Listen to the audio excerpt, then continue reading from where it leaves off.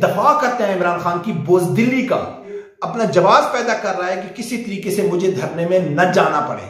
बहुत ताकतवर लोगों से इमरान खान की जान को खतरा है। ताकतवर लोग आप जैसे लीडर की तरह नहीं है, ना है कि वजीराबाद में अगर वो ताकतवर लोग हमला करें और आपका लीडर बच जाए। बिस्मिल्लाहिर्रहमानिर्रहीम, अस्सलाम वालेकुम नाज़रीन, जो तहरीक लब्बैक के कारकुन है उनको मैं एडवांस में खुशखबरी सुनाने जा रहा हूं। आप मिठाइयों का ऑर्डर दे दो, जितनी भी मिठाइयां देनी है। 26 तारीख को इमरान खान के साथ बहुत बुरा होने वाला है। और हाँ, ये भी मैं आप लोगों को गारंटी देता हूं कि आपको पटवारियों की तरह मिठाई वापस नहीं करनी पड़ेगी। मिठाई बिल्कुल वापस नहीं करनी पड़ेगी।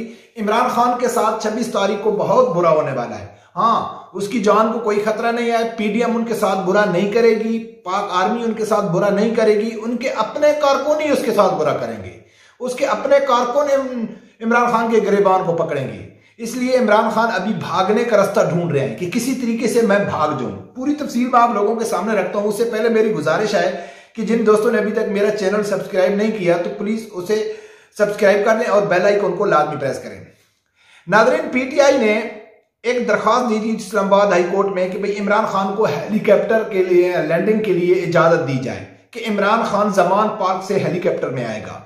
तो जो इस्लामाबाद हाई कोर्ट है उसका जो चीफ जस्टिस है आमिर फारूक उसका नाम है, उसने वो दरखास्त मुस्तरद कर दी। वो कहता है कि भाई नहीं, ये इंतजामिया का काम है, मैं इजाजत नहीं देता हूं।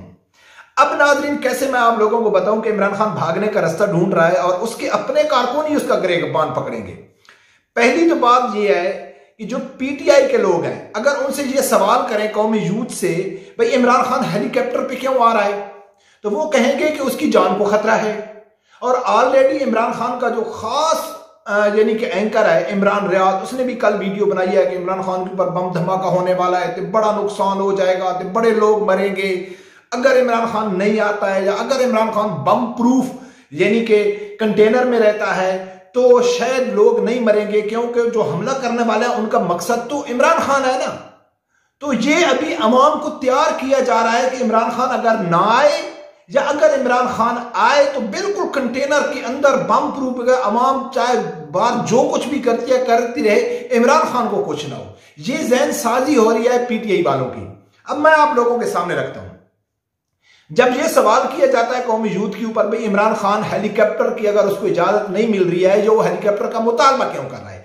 जब उसको 4 गोलियां लगी हुई थी तो वो वजीराबाद से जमान पार्क जा सकता है, शौकत खाना में गाड़ी में जा सकता है, तो वो बाई रोड क्यों नहीं आ सकता है? अल्लामा खादिम हुसैन रिजवी रहमतुल्लाह अलैह का जो नीचे वाला धड़ बिल्कुल ही काम नहीं करता था, तो वो हर जगह में व्हील चेयर पे जाते थे, तो इमरान खान व्हील चेयर पे क्यों नहीं आ सकता है? तो वो आगे से जवाब क्या मिलता है कि जी इमरान खान की जान को खतरा है। अब उनसे सवाल ये बनता है कि भाई किन लोगों से खतरा है? यानी कि एस्टेब्लिशमेंट से, ताकतवर लोगों से। इनकी जुर्रत तो नहीं है, ये कहते हैं ये बहुत ताकतवर है, बहुत ताकतवर है, बहुत ताकतवर लोगों से इमरान खान की जान को खतरा है।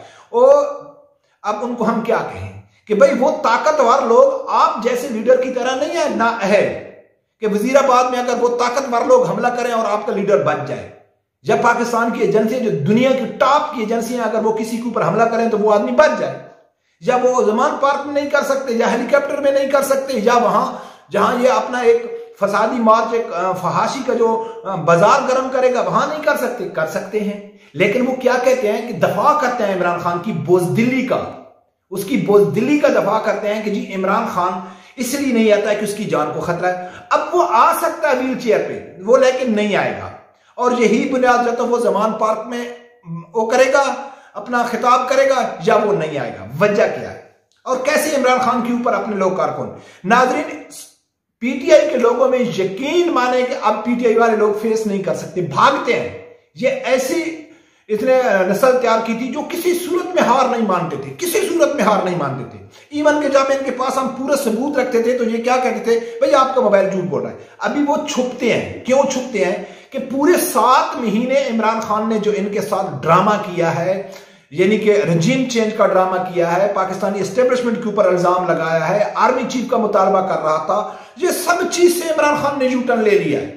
सब चीजों से यूटर्न ले लिया है। ये जो जहाद था ना कि मैं हम वापस नहीं आएंगे, ये जहाद है, आप लोगों ने शहीद होना है, बच्चों ने आना है, खाने का सामान लेके आना है। यानी कि जहाद के लिए लोग जाते हैं तो वो वापस तो नहीं आता है ना। जब भाग के आते हैं और भागने वाला कौन है? या शहीद होके आते हैं या वो जीत के आते हैं, तो फिर गाजी हो जाते हैं। तो अब इन लोगों को पास इनके पूरे दरवाजे बंद हो चुके हैं। आर्मी चीफ का भी इनका मुतालबा नहीं माना गया, रजीम चेंज से भी इन लोगों ने यूटर्न ले लिया। फिर उसके बाद इनके पास एक ही मुतालबा है कि अर्ली इलेक्शन का, और इमरान खान उससे भी पीछे हट चुका है कि जब भी इलेक्शन हो। और ये उधर वजीराबाद से पहले ही इमरान खान ने कंटेनर में कह दिया था, मैंने आप लोगों को बताया था कि इमरान खान ने कहा था कि भाई ये 10 महीने तक तहरीक चलेगी। यानी कि इमरान खान ने ये भी तस्लीम कर लिया है कि आगे अगले साल में अगस्त में जाकर जो इलेक्शन हो गए तो वो भी मुझको मंजूर है। अब पीटीआई के कारकुनों में शदीद गुस्सा है कि भाई 7 महीने इसने जहाद का नाम लिया, तबलीग का नाम लिया, ये सियासत नहीं है, आप लोगों ने निकलना है, बच्चों की आजादी के लिए निकलना है, ये करना है। आखिर में मिला क्या? धरना। वो भी कितना? खेमे लग रहे हैं? नहीं, कुछ भी खेमे नहीं। 2 दिन बैठेगा, 1 दिन बैठेगा, ये खुद जमान पार्क में होगा और वहां से ऐलान कर देगा कि भाई ये तहरीक रुकने वाली नहीं है, हमारी तहरीक, हमारी जदोजहद चालू रहेगी। कब तक? जब तक साफ और शफाफ इलेक्शन नहीं होती। रिएक्ट क्यों करेगी अवाम? कि 2 बार इमरान खान के ऊपर रिएक्ट कर चुके हैं। एक जब 126 दिन का धरना था, जब इमरान खान ने वो धरना खत्म किया था तो बहुत शिद्दत से रिएक्शन आया था कारकुनों की तरफ से, बहुत बुरा भला कहा गया था इमरान खान को, बहुत कुछ सुनना पड़ा था उस टाइम इमरान खान को। फिर ये जो 25 मई का कहता है, 25 मई में ये रास्ते से तो भाग गया था ना, लेकिन उसके कारकुन डी चौक में बैठे रहे थे, वो घर जाने के लिए तैयार नहीं थे। उस टाइम भी उन्होंने शदीद गुस्से का इज़हार किया। लेकिन इस बार अगर इमरान खान वहां धरने में पहुंचता है और वहां जाकर अगर वो ऐलान करता है कि आप वापस अपने घरों में चले जाओ, तो जो हशर इसके साथ होगा वो दुनिया देखेगी। जरूरी नहीं होता है कि कोई उसको पकड़ के मारेगा या कोई उसको मारने देगा या कारकुन उस तक पहुंचेंगे, जरूरी ये नहीं है। जरूरी ये है कि इसको बुरा भला कहेंगे, अवाम में नफरत पैदा हो जाएगी, अवाम समझ जाएगी कि ये एक फराड इंसान है, ये इसके फराड के अलावा इसके पास कुछ भी नहीं है।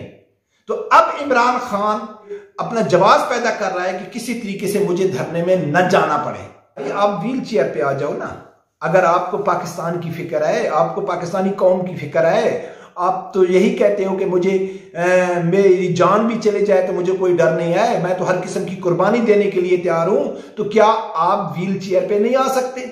आराम से गाड़ी में बैठ के आएंगे, ऐसी गाड़ी में, ओ अच्छी लग्जरी गाड़ी होगी, आपने सिर्फ उस कंटेनर के सामने बैठना है और आपने सिर्फ व्हील चेयर के ऊपर बैठना है। सिर्फ इतनी तकलीफ आपने करनी है, आपके जो कारकुन है उन्होंने आपको हाथ पे उठा लेना है और आसमान पे पहुंचा देना है।